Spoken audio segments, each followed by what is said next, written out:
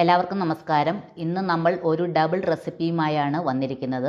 കേരളത്തിൻ്റെ സ്വന്തം റംബുട്ടാൻ ഉപയോഗിച്ച് വീട്ടിൽ തന്നെ ക്രിസ്റ്റൽ ക്ലിയർ റംബുട്ടാൻ വൈൻ എങ്ങനെ ഉണ്ടാക്കാം എന്ന് ആദ്യം നോക്കാം. അതിനുശേഷം പാലക്കാരുടെ ഫേമസ് ആയിട്ടുള്ള സ്വന്തം ഫ്രൂട്ട് റിച്ച് പ്ലം കേക്കിൻ്റെ കിടിലൻ റെസിപ്പിയാണ് രണ്ടാമതായി നമ്മൾ തയ്യാറാക്കുന്നത്. അപ്പോൾ ഈ ക്രിസ്മസ് കാലം കളർഫുള്ളാക്കുന്ന ഈ രണ്ട് സൂപ്പർ റെസിപ്പികൾ കാണാൻ നിങ്ങൾ റെഡിയാണോ? എങ്കിൽ ആദ്യം തന്നെ നമുക്ക് റംബുട്ടാൻ വൈൻ തയ്യാറാക്കാം. വൈനിലേക്ക് വേണ്ട വെള്ളം തിളപ്പിക്കാൻ വെച്ചിട്ടുണ്ട്. റംബുട്ടാൻ്റെ അളവനുസരിച്ച് വേണം വെള്ളം തിളപ്പിക്കാനായിട്ട്. ഞാനിവിടെ 1 കിലോ റംബുട്ടാനാണ് എടുത്തിരിക്കുന്നത്. റംബുട്ടാൻ്റെ തോട് കളഞ്ഞതിന് ശേഷമുള്ള തൂക്കമാണ് പറഞ്ഞത്. 1 കിലോ റംബുട്ടാന് മാക്സിമം 3 ലിറ്റർ വെള്ളം വരെ ഉപയോഗിക്കാവുന്നതാണ്. എനിക്കിവിടെ കുറച്ച് വൈനിൻ്റെ ആവശ്യമേ ഉള്ളൂ. അതുകൊണ്ട് 1 ലിറ്റർ വെള്ളമേ ഞാനിവിടെ എടുക്കുന്നുള്ളൂ. നിങ്ങൾക്ക് എന്തുമാത്രം ക്വാണ്ടിറ്റി വൈൻ വേണം അതനുസരിച്ച് വെള്ളത്തിൻ്റെ അളവ് കൂട്ടാവുന്നതാണ്. അതായത് 1 കിലോ റംബുട്ടാന് മാക്സിമം 3 ലിറ്റർ വെള്ളം വരെ ചേർക്കാവുന്നതാണ്. ഈ വെള്ളത്തിലേക്ക് 1/2 ടീസ്പൂൺ ഉപ്പ് കൂടി ചേർക്കുന്നുണ്ട്. ഇത് ഓപ്ഷണലാണ്.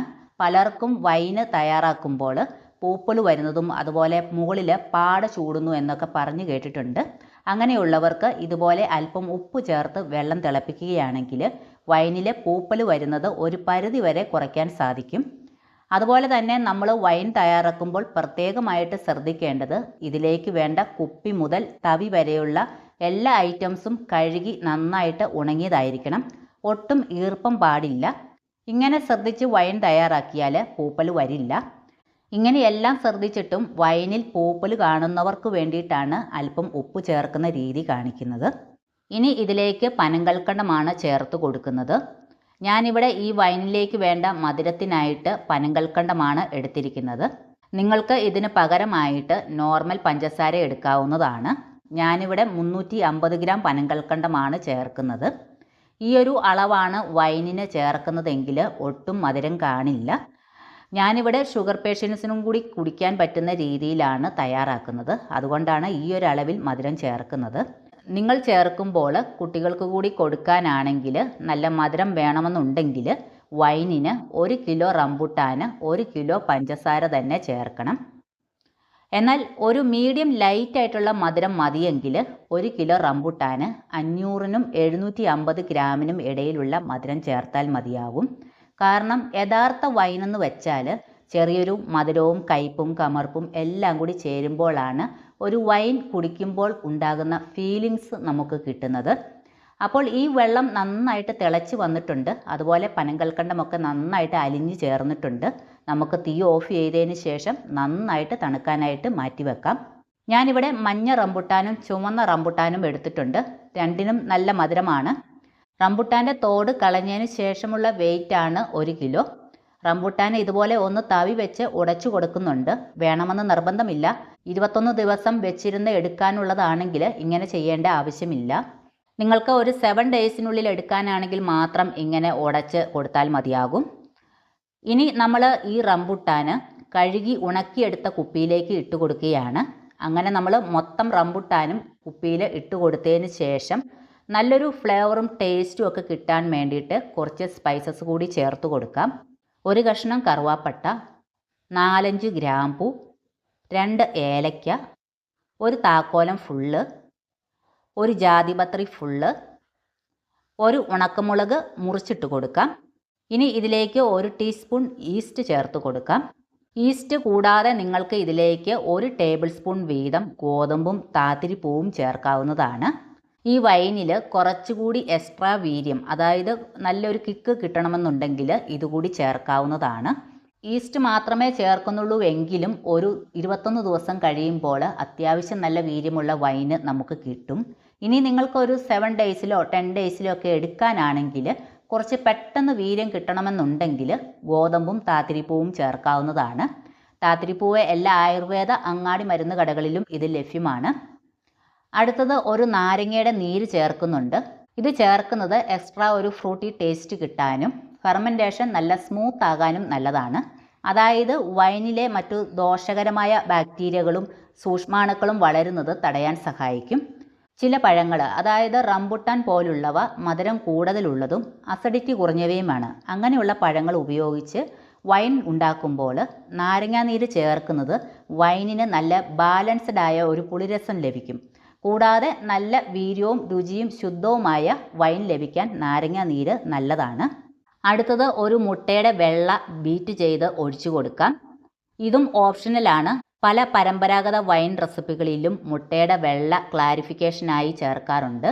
ഇത് വൈനിലെ പ്രോട്ടീനുകളെയും ടാനിനുകളെയൊക്കെ നീക്കം ചെയ്യുന്നത് മൂലം പെട്ടെന്ന് തന്നെ വൈൻ നല്ല ക്രിസ്റ്റൽ ക്ലിയർ ആയിട്ട് നമുക്ക് കിട്ടും. ഇനി ഇതിലേക്ക് കൽക്കണ്ടവും വെള്ളവും കൂടി തിളപ്പിച്ചത് നന്നായിട്ട് തണുത്തിട്ടുണ്ട്. നമുക്ക് ഇതിലേക്ക് അരിച്ചൊഴിക്കാം. ഇനി ഇതെല്ലാം കൂടി നന്നായിട്ട് ഇളക്കിയതിന് ശേഷം കുപ്പി മൂടിക്കെട്ടണം. ഇനി ഇത് അധികം കാറ്റും വെളിച്ചവും ഒന്നും അടിക്കാത്ത ഏരിയയിലേക്ക് മാറ്റി വെക്കണം. അതിനുശേഷം ആഴ്ചയിൽ 1 വീതം തുറന്ന് നന്നായിട്ട് ഇളക്കി കൊടുക്കണം. പഞ്ചസാര ഡയറക്റ്റായിട്ടാണ് നിങ്ങൾ ഇതിലേക്ക് ഇട്ട് കൊടുക്കുന്നതെങ്കിൽ ഒന്നിടവിട്ട ദിവസങ്ങളിൽ കുപ്പി തുറന്ന് ഇളക്കി കൊടുക്കണം. ഇപ്പോൾ നിങ്ങൾ ഈ കാണുന്നത് വൈൻ ഇട്ട് വെച്ചിട്ട് ഒരാഴ്ചയായതാണ്. നമ്മളിത് തുറന്ന് ജസ്റ്റ് ഒരു 4-5 മിനിറ്റ് നന്നായിട്ട് ഇളക്കി കൊടുത്തതിന് ശേഷം വീണ്ടും നമ്മൾ മൂടിക്കെട്ടി വെക്കണം. ഇനി ഈ വൈന് അരിച്ചെടുക്കേണ്ടത് 21ാമത്തെ ദിവസമാണ്. വീര്യം കുറഞ്ഞ വൈൻ മതിയെങ്കിൽ 7 ഡേയ്സിലോ 14 ഡേയ്സിലോ എടുക്കാം. എന്നാൽ ഞാനിവിടെ ഈ വൈൻ അരിച്ചെടുക്കുന്നത് 42ാമത്തെ ദിവസമാണ്. കാരണം ഞാൻ റംബുട്ടാൻ്റെ സീസൺ സമയത്താണ് ഈ വൈൻ ഇടുന്നത്. ക്രിസ്മസ് ആകാൻ മാസങ്ങൾ ഉള്ളതുകൊണ്ട് 42ാമത്തെ ദിവസമാണ് ഇത് അരിച്ചെടുക്കുന്നത്. ശരിക്കും ഒരു 21 ദിവസം മതി നല്ലൊരു വൈൻ നമുക്ക് റെഡിയായിട്ട് കിട്ടാനായിട്ട്. ഇനി നമുക്കിതൊരു പാത്രത്തിലേക്ക് അരിച്ചൊഴിക്കാം. അതുപോലെ ഈ വൈനിൻ്റെ കുപ്പി തുറന്നപ്പോൾ തന്നെ നല്ല പെർഫെക്റ്റ് ആയിട്ടുള്ളൊരു വൈനിൻ്റെ സ്മെല്ലാണ് വന്നത്. ഈ അരിച്ചെടുത്ത വൈന് നമുക്കൊരു ചില്ലു കുപ്പിയിലേക്ക് ഒഴിച്ചു വെക്കണം. ഇപ്പോൾ നിങ്ങൾക്ക് ഈ വൈൻ കാണുമ്പോൾ ഒരു മങ്ങിയ നിറമാണ്. ഈ വൈന് കുപ്പിയിൽ ഒഴിച്ച് വെച്ചതിന് ശേഷം കുറച്ച് ദിവസം കഴിയുമ്പോൾ അതിൻ്റെ മട്ടൊക്കെ കുപ്പിയുടെ താഴെ വന്ന് അടിയും. അപ്പോൾ നമ്മുടെ വൈനും നല്ല ക്ലിയർ ആയിട്ട് തെളിഞ്ഞു വരും. വൈനിൻ്റെ ഒരു പ്രത്യേകത എന്ന് വെച്ചാൽ ഇത് ഇരിക്കും തോറും വൈനിൻ്റെ നിറവും വീര്യവും ഗുണവും ഒരുപോലെ കൂടുന്നതാണ്. അതുപോലെ ഈ കുപ്പി നിറയെ ഒഴിച്ചു വെക്കരുത്. കുറച്ച് സ്പേസ് ഇട്ട് വേണം ഒഴിച്ചു വെക്കാൻ. കൂടാതെ ഈ വൈന് ഇപ്പോൾ മുതൽ ഉപയോഗിച്ച് തുടങ്ങാവുന്നതാണ്. അങ്ങനെ നമ്മുടെ വൈന് കുപ്പിയിൽ ഒഴിച്ചു വെച്ചിട്ട് ഒരാഴ്ച കഴിഞ്ഞതാണ് ഈ കാണുന്നത്. ഇതിൻ്റെ മട്ടൊക്കെ കുപ്പിയുടെ താഴെ അടിഞ്ഞ് നല്ല ക്ലിയർ ആയിട്ട് കിട്ടിയിട്ടുണ്ട്. ഇത്രയും പെട്ടെന്ന് തന്നെ വൈൻ നല്ല വെട്ടിത്തിളങ്ങുന്ന പോലെ ക്ലിയർ ആയിട്ട് കിട്ടാൻ കാരണം നമ്മൾ എഗ് വൈറ്റും ലെമൺ ജ്യൂസും ചേർത്തത് കൊണ്ടാണ്. ഇത് ചേർത്തില്ലെങ്കിലും വൈൻ നല്ല ക്ലിയർ ആയിട്ട് കിട്ടും. കുറച്ച് ദിവസങ്ങൾ കൂടുതൽ എടുക്കും ഈ കാണുന്ന പോലെ നല്ല തെളിഞ്ഞ് കിട്ടാൻ വേണ്ടിയിട്ട്. അപ്പോൾ ഞാനിതൊരു വൈൻ ഗ്ലാസ്സിലേക്ക് ഒഴിച്ചിട്ടുണ്ട്. അങ്ങനെ നമ്മുടെ ക്രിസ്മസ് സ്പെഷ്യലായിട്ടുള്ള crystal clear rambutan wine ready ആയിട്ടുണ്ട്. അടുത്തത് നമ്മുടെ രണ്ടാമത്തെ റെസിപ്പിയായ ഫ്രൂട്ട് റിച്ച് പ്ലം കേക്ക് എങ്ങനെയാണ് തയ്യാറാക്കുന്നതെന്ന് നോക്കാം. ആദ്യം തന്നെ നമുക്ക് കേക്കിലേക്ക് വേണ്ട ക്യാരമലൈസേഷൻ സിറപ്പ് ഉണ്ടാക്കാം. യഥാർത്ഥ പ്ലം കേക്കിന് കിട്ടുന്ന കടും നിറവും പ്രത്യേക രുചിയും ലഭിക്കുന്നത് ഈ ക്യാരമൽ സിറപ്പിലൂടെയാണ്. അതിനായിട്ട് ഒരു അടി കട്ടിയുള്ള ഒരു പാത്രം എടുക്കുക. തീ ഒരു ലോ ടു മീഡിയം ഫ്ലെയിമിനിടയിൽ മാത്രം വയ്ക്കുക. ഇതിലേക്ക് 1/4 കപ്പ് പഞ്ചസാര ഇട്ട് കൊടുക്കാം. പഞ്ചസാര ഇട്ട ഉടനെ സ്പൂണിട്ട് ഇളക്കരുത്. പഞ്ചസാര തനിയെ ഉരുകി തുടങ്ങാൻ അനുവദിക്കുക. ഇതുപോലെ അരികുകളൊക്കെ ഒരു ബ്രൗൺ നിറമാകുമ്പോൾ കരിയാതിരിക്കാൻ പാത്രം സാവധാനം ചുറ്റിക്കുകയോ അല്ലെങ്കിൽ തടിത്തവി ഉപയോഗിച്ച് പതുക്കെ ഇളക്കുകയോ ചെയ്യാവുന്നതാണ്. പഞ്ചസാര പൂർണ്ണമായി ഉരുകി ഡാർക്ക് ബ്രൗൺ നിറമാകുമ്പോൾ തീ നന്നായിട്ട് കുറച്ച് വെക്കുകയോ അല്ലെങ്കിൽ തീ ഓഫ് ചെയ്യുകയോ ചെയ്യാം. കാരണം ഈ ഘട്ടമാണ് ഏറ്റവും പ്രധാനം. നിറം ഒരു ഡാർക്ക് ബ്രൗൺ ആയിരിക്കണം. എന്നാൽ കരിഞ്ഞ മണം വരാതിരിക്കാൻ പ്രത്യേകം ശ്രദ്ധിക്കണം. സിറപ്പ് കരിഞ്ഞാൽ കേക്കിന് കയ്പ്പ് രുചി ഉണ്ടാകും. ഇനി ഇതിലേക്ക് ഉടനെ തന്നെ 1/4 കപ്പ് വെള്ളം കുറേശ്ശെയായി ക്യാരമലിലേക്ക് ഒഴിച്ചു കൊടുക്കാം. വെള്ളം ഒഴിക്കുമ്പോൾ ഈ സിറപ്പ് ശക്തിയായിട്ട് തിളച്ച് പൊങ്ങാനും ആവി പുറത്തേക്ക് വരാനും സാധ്യതയുണ്ട്. അതുകൊണ്ട് നമ്മുടെ മുഖമൊക്കെ മാറ്റിപ്പിടിച്ച് ശ്രദ്ധയോടെ വേണം ചെയ്യാൻ. വീണ്ടും തീയിൽ വെച്ച് കട്ടിയായി പോയ പഞ്ചസാരക്കട്ടകൾ പൂർണ്ണമായും അലിഞ്ഞു വരുന്നതുവരെ ഇളക്കുക. അതിനുശേഷം തീ ഓഫ് ചെയ്തതിന് ശേഷം ഈ സിറപ്പ് നന്നായിട്ട് തണുത്തതിന് ശേഷം മാത്രമേ കേക്ക് ബാറ്ററിലേക്ക് ചേർക്കാൻ പാടുള്ളൂ. ഈ ഒരു സിറപ്പാണ് പ്ലം കേക്കിന് അതിൻ്റെ ക്ലാസിക് നിറം നൽകുന്നത്. ഇനി നമുക്ക് ഈ കേക്കിലേക്ക് വേണ്ട ഡ്രൈ ഇൻഗ്രീഡിയൻസ് അരിച്ചെടുത്ത് മാറ്റി വെക്കാം. 1 കപ്പ് മൈദ ഇട്ട് കൊടുത്തു.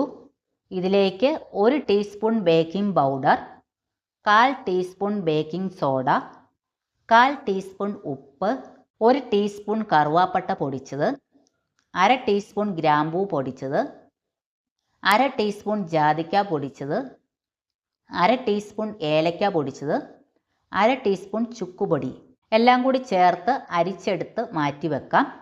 ഇങ്ങനെ ഞാൻ 2-3 പ്രാവശ്യം ഇത് അരിച്ചെടുക്കുന്നുണ്ട്. അടുത്തത് കേക്കിലേക്ക് വേണ്ട വെറ്റ് ഇൻഗ്രീഡിയൻസ് തയ്യാറാക്കാം. അതിനായിട്ട് ഒരു മിക്സിയുടെ ജാറിലേക്ക് 2 മുട്ട പൊട്ടിച്ച് ഒഴിച്ചു കൊടുക്കാം.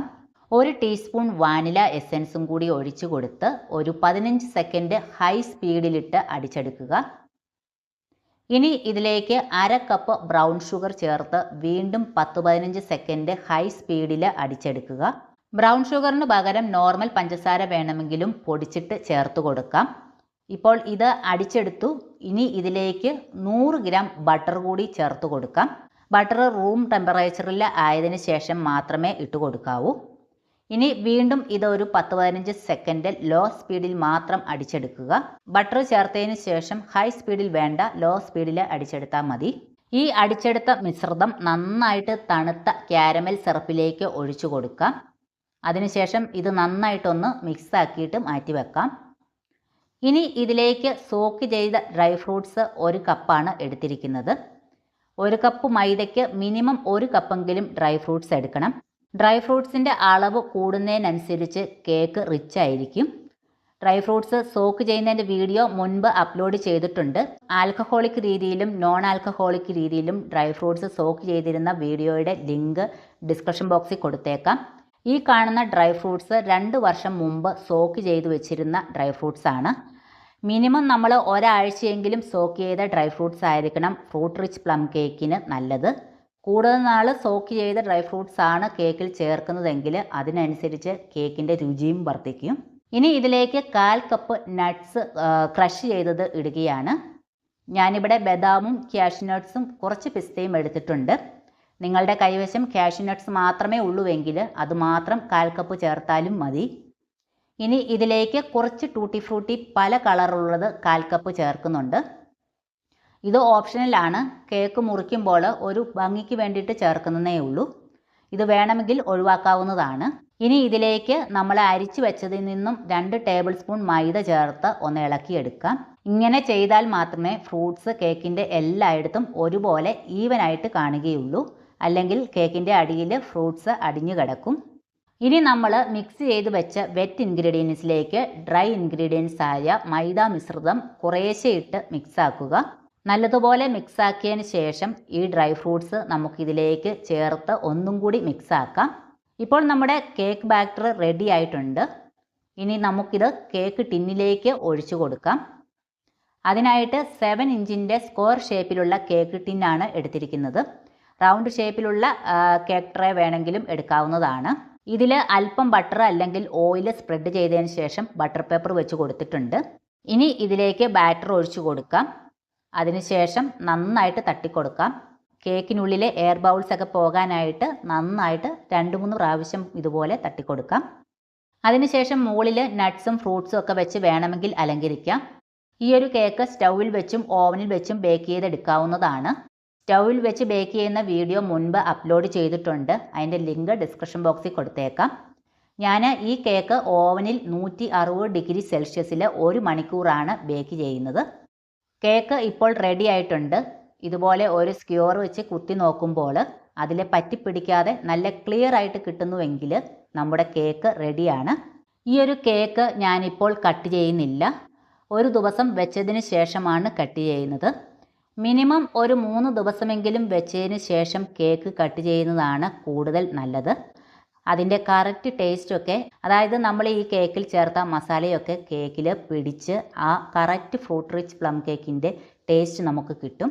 സോക്ക് ചെയ്ത ഡ്രൈ ഫ്രൂട്ട്സ് കൊണ്ട് ഉണ്ടാക്കുന്ന കേക്ക് ആയതുകൊണ്ട് തന്നെ ഇരിക്കും തോറും ഈ കേക്കിൻ്റെ ടേസ്റ്റ് കൂടി വരുന്ന ഒന്നാണിത്. ഈ ഒരു കേക്ക് എൻ്റെ നാട്ടിലെ ഫേമസ് ആയിട്ടുള്ള ഫ്രൂട്ട് റിച്ച് പ്ലം കേക്കിൻ്റെ റെസിപ്പിയാണ്.